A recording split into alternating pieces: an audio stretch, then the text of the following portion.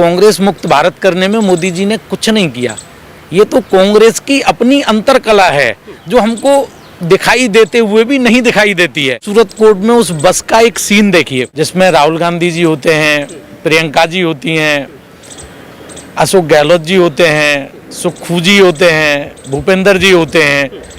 But क्या उस बस में आपने ये ऑब्जर्व किया कि कहीं अखिलेश यादव जी भी बैठे थे या नीतीश कुमार जी भी बैठे थे या ममता बनर्जी बैठी हुई थी? इसके पीछे दो रीजन हो सकते हैं। ममता जी भी पीएम बनना चाहती हैं, केजरीवाल साहब भी पीएम बनना चाहते हैं और बिहार के सीएम नीतीश कुमार जी ने तो बाकायदा अपना अभियान छेड़ा हुआ है। हो सकता है कि कांग्रेस में भी कुछ चेहरे पीएम के दावेदार हों। कानून में कभी भी शक्ति प्रदर्शन की गुंजाइश नहीं होती है और ये कानून, ये संविधान, ये सब कुछ कांग्रेस के ही शासनकाल में आए। अभी तो राहुल गांधी जी का भविष्य अंधकार में है, अभी तो कहीं उजाला नजर नहीं आता। कोर्ट से राहत मिल भी जाएगी तब भी मुझे नहीं लगता कि अभी देश राहुल गांधी जी को पीएम बनाएगा। नमस्कार, मैं हूं केशव मालान। सूरत कोर्ट से राहुल गांधी को राहत तो मिल गई जमात के साथ में, लेकिन अब आगे क्या? बड़ा सवाल ये खड़ा होता है कि अब राहुल गांधी की सदस्यता क्या वाकई में लौट पाएगी? इस पर अभी संशय बना हुआ है। हालांकि कोर्ट का प्रोसीजर अभी बहुत लंबा है, लड़ाई कहां तक जाएगी, क्योंकि इर्फ के पूरा गांधी परिवार लगातार मोदी सरकार पर हमलावर है। आज इसी खास मुद्दे पर बातचीत करने के लिए हमारे साथ मौजूद है सुप्रीम कोर्ट के वरिष्ठ अधिवक्ता नीरज शर्मा जी। सर, बहुत बहुत स्वागत है आपका। सूरत कोर्ट से राहत तो मिल गई राहुल गांधी को, लेकिन आगे क्या लगता है कि राहुल गांधी की सदस्यता वापस हो पाएगी? देखो, ये बड़ी लंबी लीगल प्रक्रिया है, क्योंकि जब एक कोर्ट से कन्विक्शन होता है तो दूसरे कोर्ट में अपील की जाती है। हायर कोर्ट में जब भी अपील होती है तो अपील में सारे फैक्ट्स फिर से एग्जामिन किए जाते हैं और उसके बाद ही ये तय होता है कि भाई इस केस में इनका एक्विटल बनता है या कन्विक्शन या कुछ सज़ा कम कर दी जाती है। तो ये बड़ी कानूनी प्रक्रिया है और ये सारी चीज़ें तो लंबे प्रोसेस से गुजरेंगी जी। और अभी कोर्ट ने सिर्फ स्टे दिया है अरेस्ट को लेके। कन्विक्शन में जो हुआ उसमें क्योंकि 2 साल का पनिशमेंट है मैक्सिमम, तो उसमें ये संभव है कि ये स्टे हो जाना था, वो कोई बड़ा काम नहीं था। बट सवाल जो आपने दूसरा किया कि क्या इनकी सदस्यता बच पाएगी और क्या नहीं बच पाएगी, तो कन्विक्शन के बाद ये निर्णय लोकसभा स्पीकर ने लिया और उनकी सदस्यता निरस्त की एज पर लॉ। जब एज अकॉर्डिंग टू लॉ सदस्यता निरस्त की है तो लोकसभा स्पीकर के फैसले को कोई भी सेशंस कोर्ट नहीं पलट सकता। उसे चैलेंज करने के लिए उन्हें जाहिर सी बात है कि सुप्रीम कोर्ट आना पड़ेगा by way of rate petition और whatever it is. And Congress के पास अपनी एक बड़ी लंबी सीनियर लॉयर्स की एक फहरिस्त है और उन्होंने अब तक ऐसा नहीं किया। क्यों नहीं किया, ये एक प्रश्न है, ये तो वही बेहतर बता पाएंगे। लेकिन हमने कल देखा जो सूरत कोर्ट में पूरा गांधी परिवार गया, उसके साथ में एक कह सकते हैं शक्ति प्रदर्शन जो दिखाया गया, जिसमें 3 मुख्यमंत्री शामिल थे, उनका बाकायदा एयरपोर्ट पर स्वागत किया जाता है। तो आपको लगता है ये जो एकजुटता दिखाने की जो कोशिश है, क्या मोदी के खिलाफ इसमें क्या है कि जो गोलबंदी की जा रही है? क्योंकि विपक्ष कहीं ना कहीं पूरा बिखरा हुआ दिखाई दे रहा है, लेकिन गांधी परिवार लगातार एक ही बात कर रहा है कि सत्य की आवाज को दबाया नहीं जा सकता। वो कौन सा सत्य है? देखो, कानून में कभी भी शक्ति प्रदर्शन की गुंजाइश नहीं होती है और ये कानून, ये संविधान, ये सब कुछ कांग्रेस के ही शासनकाल में आए, उन्हीं के समय एग्जिस्टेंस में आए। तो मैंने जहाँ तक संविधान का अध्ययन किया या इंडियन पीनल कोड या क्रिमिनल प्रोसीजर कोड या एविडेंस एक्ट का जो अध्ययन किया, उसमें मुझे ऐसा कहीं नहीं लगा कि किसी भी कानून में किसी शक्ति प्रदर्शन की कहीं आवश्यकता है।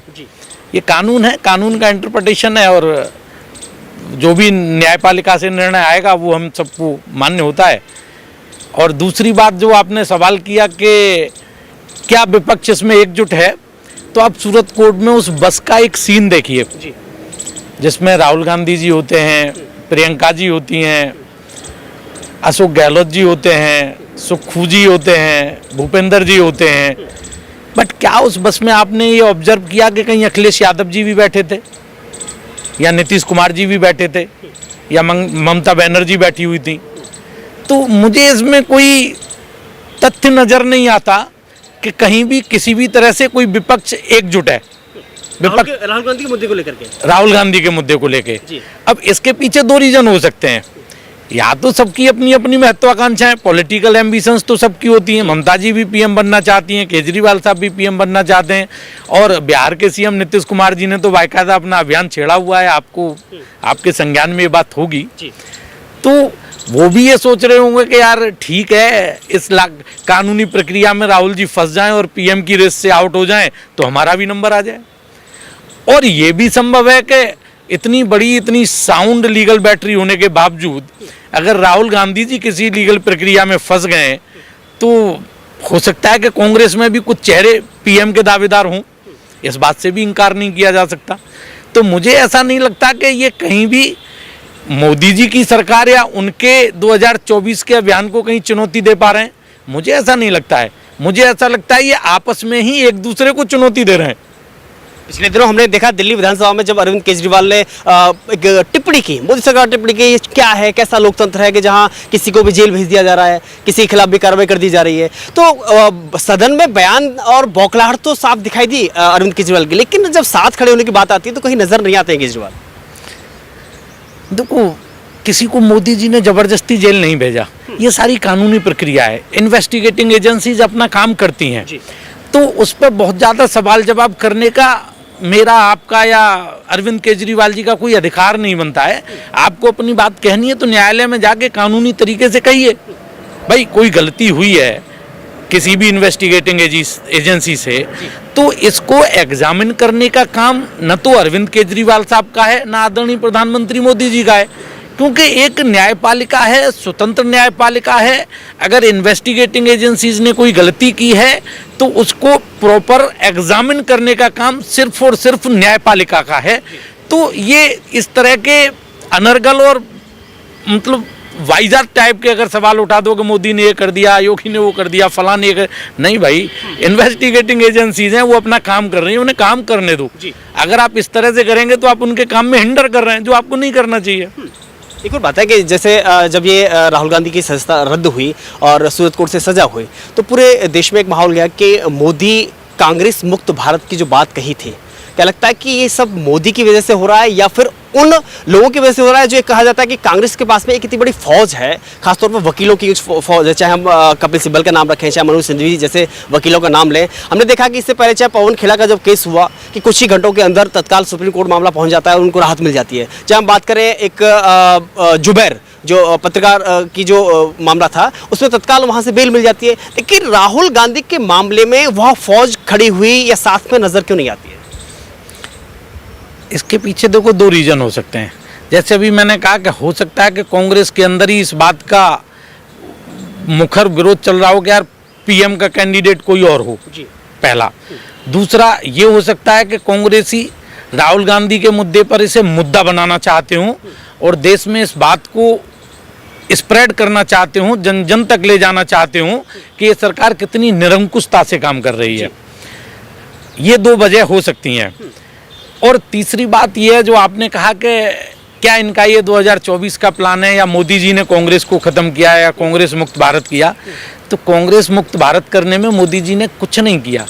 ये तो कांग्रेस की अपनी अंतरकला है जो हमको दिखाई देते हुए भी नहीं दिखाई देती है। कभी गुलाम नबी आज़ाद गए, कभी शरद पवार गए, कभी संगमा गए, ये सब कांग्रेस के ही तो वो थे। कभी ममता गई।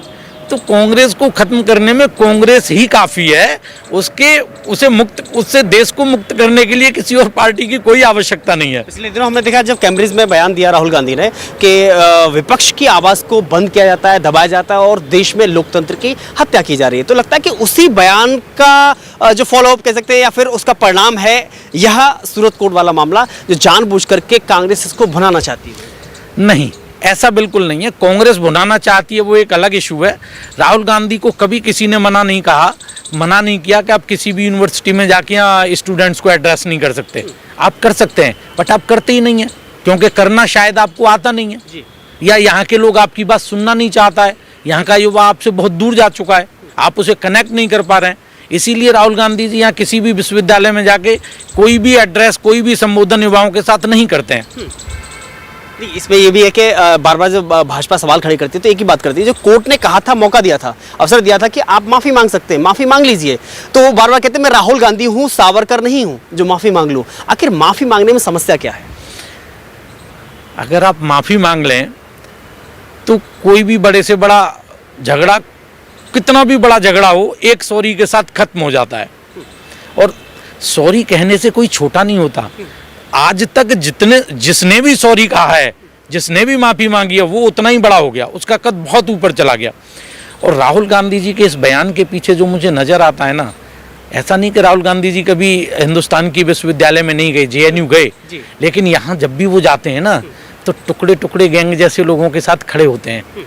और ये जो उनका अपनापन टुकड़े टुकड़े गैंग या ऐसे किसी एंटी सोशल एक्टिविटीज़ में पार्ट प्ले करने वाले लोगों के साथ होता है, शायद इनका यही हरकत, यही एक्ट उन्हें इस देश के युवाओं के साथ खड़ा नहीं होने देता, उनके साथ इन्हें कनेक्ट नहीं होने देता। जी, अगर बात करें राहुल गांधी के उस PM बनने के सपने की, जिसमें चाहे 4000 किलोमीटर की भारत जोड़ो यात्रा पैदल की हो, चाहे लंबे समय से वो संघर्ष कर रहे हैं, इससे पहले भी के चुनावों में उन्होंने संघर्ष किया, ये बात अलग है कि सफलता उनको नहीं मिली। लगता है कि इस सुप्रीम कोर्ट के इस सूरत कोर्ट के जो आदेश के बाद में जो आदेश आया, जो निर्णय आया 2 साल की सजा का, उसके बाद में सदस्यता रद्द करने की जो बात आई, अगर कोर्ट से राहत नहीं मिलती है तो राहुल गांधी के PM बनने का सपना चकनाचूर होगा? नहीं, कोर्ट से राहत मिल भी जाएगी तब भी मुझे नहीं लगता कि अभी देश राहुल गांधी जी को PM बनाएगा। पहला आंसर। दूसरा, कोर्ट से राहत नहीं मिलेगी तब तो लीगली नहीं बन सकते, लेकिन अगर डेमोक्रेटिक वे में भी देखें तो तब भी मुझे नहीं लगता कि राहुल गांधी जी को कोई PM बनाने वाला है। क्योंकि जब आप गोल्डन स्पून के साथ आते हैं ना, जन्म लेते हैं, और आप विदाउट स्पून जब रेत में जन्म लेते हैं ना किसी गाँव में, तो आपकी सोच में ज़मीन और आसमान का अंतर होता है, आपकी सोचने की चीज़ें बदल जाती हैं। और शायद यही एक वजह है जो राहुल गांधी को इस देश के नागरिकों के साथ, इस देश के युवाओं के साथ कनेक्ट नहीं होने दे रही। मैं आखिरी सवाल करूंगा, लगता है कि राहुल गांधी का भविष्य क्या है, और अगर राजनीति का भविष्य अच्छा नहीं तो भविष्य राहुल गांधी का किस में बेहतर है? अभी तो राहुल गांधी जी का भविष्य अंधकार में है, अभी तो कहीं उजाला नजर नहीं आता, न तो कानूनी प्रक्रिया के तहत और न डेमोक्रेटिक सिस्टम के तहत। जी, तो बेहतर किस में भविष्य है राहुल गांधी?